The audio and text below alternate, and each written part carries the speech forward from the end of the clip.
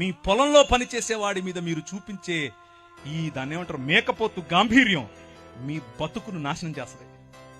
మీరు పనిచేసే చోట మీ సహ ఉద్యోగి పట్ల మీరు చూపించేటటువంటి అన్యాయం మీకు పట్టిన కొవ్వు కరిగిస్తుంది.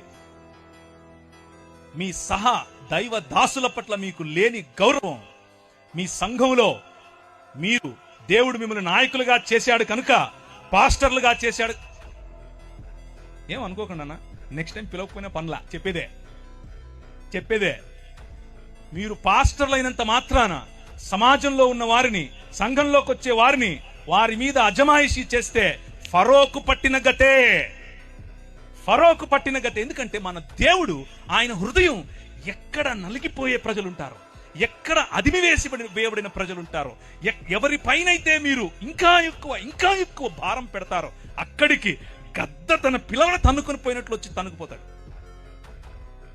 మన మూతి పళ్ళు రాలుతాయి, మన కొమ్ములు ఇరుస్తాయి. 10 రకాలైన దేవీ దేవతలను చూసుకుని నువ్వు ఎచ్చుకుపోతున్నావు కదా, నీ ఎచ్చులు ఎలా ఇంచాలో నాకు తెలుసు అని చెప్పి 10 రకాలైనటువంటి తెగుళ్ల ద్వారా వాడి నోరు మూసాడు.